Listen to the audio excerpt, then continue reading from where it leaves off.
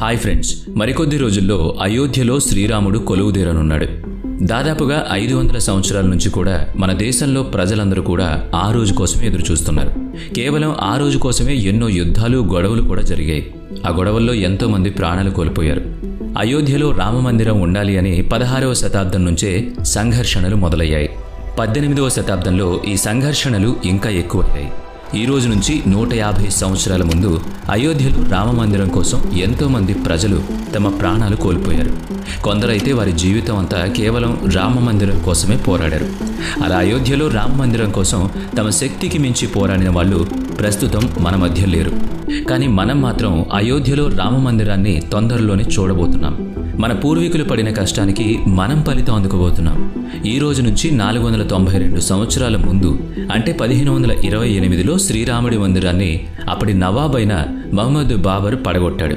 ఈ రోజు వీడియోలో దాదాపు 500 సంవత్సరాల నుంచి రామమందిరం కోసం జరిగిన సంఘర్షణల గురించి తెలుసుకుందాం. అందుకని వీడియోని ఎక్కడ స్కిప్ చేయకుండా పూర్తిగా చూడండి. మరింకెందుకు ఆలస్యం, let's start our today's episode. 1528వ సంవత్సరంలో బాబర్ అయోధ్యలో ఉన్న రామమందిరాన్ని పడగొట్టి అక్కడ మసీద్ నిర్మించాడు అని మనందరికీ బాగా తెలుసు. కానీ అంతకంటే ముందు ఏం జరిగింది అని చాలా తక్కువ మందికే తెలుసు. అదేంటంటే శ్రీరామచంద్రుడి యొక్క పుత్రుడైన కుశుడు అయోధ్య రామమందిరాన్ని నిర్మించాడు. ఆ సమయంలో ఒక్క అయోధ్యలోనే 3000 సీతారామ మందిరాలు ఉండేవి.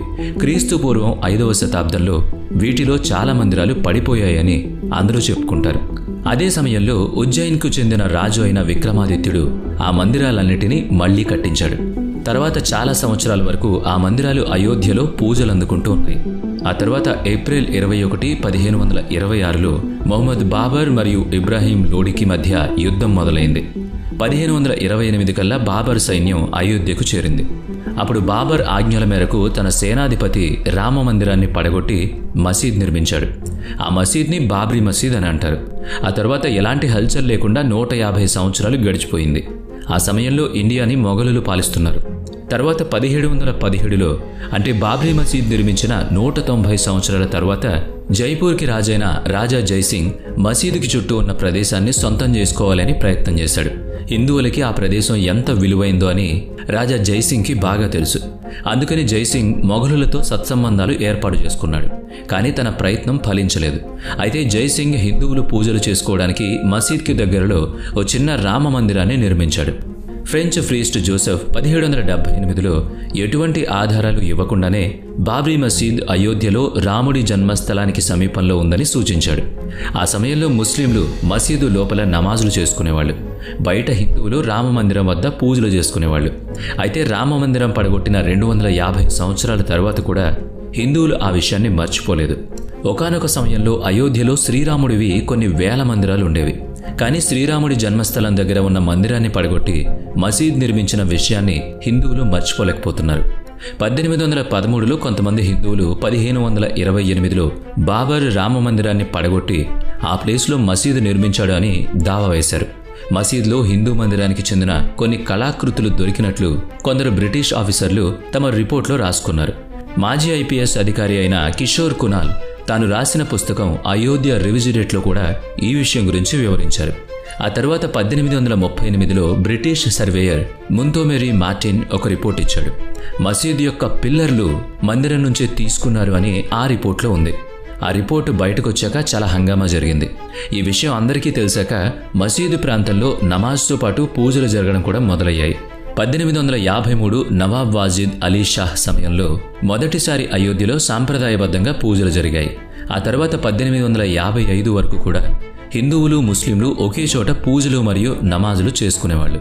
1855 తర్వాత మసీద్ లోపలికి ప్రవేశించడానికి ముస్లింలకి అనుమతి లభించింది. కానీ హిందువులకి మాత్రం అనుమతి లభించలేదు. ఆ తర్వాత హిందువులు మసీద్ నుంచి 150 అడుగుల దూరంలో ఉన్న చిన్న రాముని వేదిక దగ్గర పూజలు చేయడం ప్రారంభించారు. ఆ తర్వాత 1885లో అంటే ఈ రోజు నుంచి దాదాపుగా 138 సంవత్సరాల ముందు ఈ వ్యవహారం కోర్టుకు చేరింది. అప్పుడు మహంత్ రఘువీర్ దాస్ రాముడి వేదిక పైన పందిరి వేయడానికి అర్జీ పెట్టుకున్నాడు. కానీ న్యాయస్థానం ఆ అర్జీని కొట్టిపారేసింది.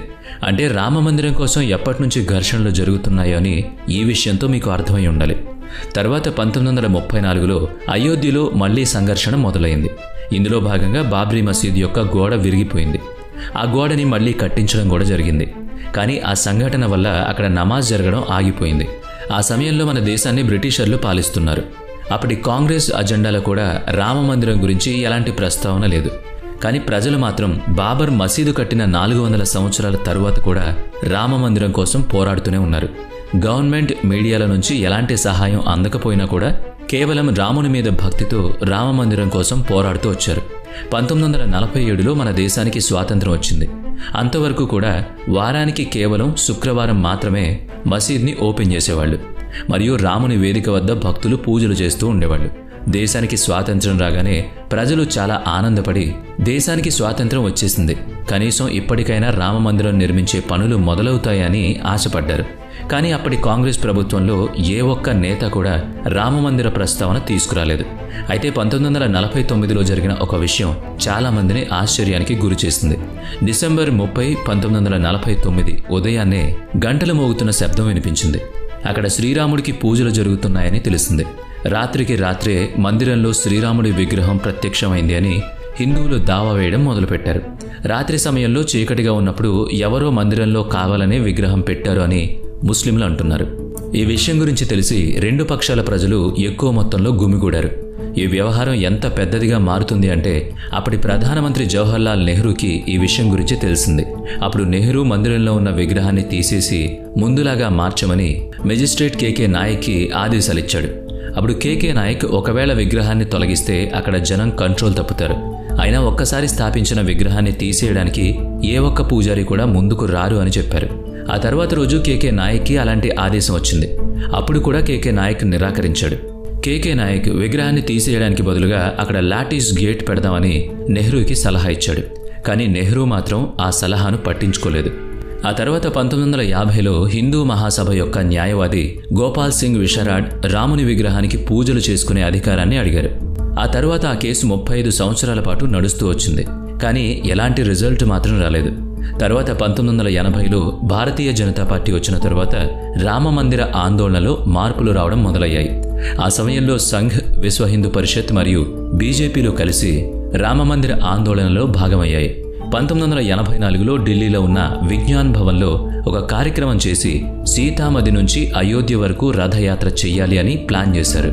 కానీ 1984లో ఇందిరాగాంధీ హత్య జరగడంతో ఆ కార్యక్రమం జరగలేదు.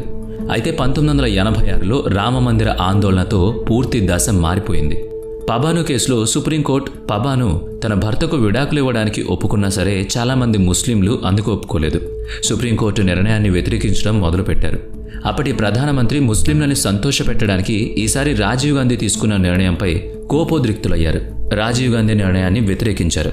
అప్పుడు రాజీవ్ గాంధీ హిందువులను సంతోషపెట్టడానికి మూసి ఉన్న బాబ్రీ మసీద్ను తెరిచి పూజలు చేసుకోమన్నాడు. ఈసారి రాజీవ్ గాంధీ తీసుకున్న నిర్ణయం ముస్లింలకి నచ్చలేదు. దాంతో ఫిబ్రవరి 6, 1986లో ముస్లిం లీడర్లందరూ కలిసి బాబ్రీ మసీద్ యాక్షన్ కమిటీని ప్రారంభించారు. ఆ తర్వాత సంవత్సరంలో లాల్ కృష్ణ అద్వానీ సోమనాథ్ నుంచి అయోధ్య వరకు 10,000 కిలోమీటర్ల రథయాత్ర నిర్వహించారు. రథయాత్ర సమయంలో బీహార్లో ఉన్న సమీస్తీపూర్లో అద్వానీని అరెస్ట్ చేశారు. రథయాత్ర పూర్తి అయ్యే రోజు చాలామంది భక్తులు అయోధ్యకొచ్చి రథయాత్రని విజయవంతం చేశారు. ఎక్కువగా వచ్చిన భక్తులను కంట్రోల్ చేయడానికి అప్పటి గవర్నమెంట్ తుపాకీ కాల్పులు కూడా జరిపింది. దాంతో చాలామంది మరణించారు. డిసెంబర్ 6, 1992న దాదాపుగా 2 లక్షల మంది భక్తులు అయోధ్యకు తరలి వచ్చారు.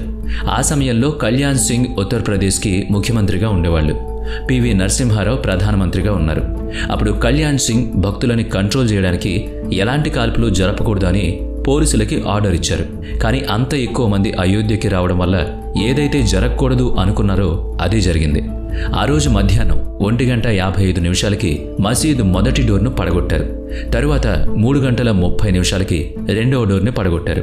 మరియు సాయంత్రం 5 గంటలకల్లా మూడో డోర్ కూలిపోయింది. ఈ సంఘటన జరిగిన తరువాత ఉత్తరప్రదేశ్లో రాష్ట్రపతి పాలన ప్రకటించారు. కళ్యాణ్ సింగ్ని తన పదవి నుంచి తొలగించారు. ఆ తర్వాత జరిగిన సంఘర్షణలో దాదాపు 1000 మంది మరణించారు. ముంబైలో జరిగిన సాంప్రదాయక వ్యవహారాల్లో కూడా 900 మంది మరణించారు. తర్వాత 7 సంవత్సరాల వరకు కూడా న్యాయస్థానం ఈ విషయంపై మౌనం పాటించింది.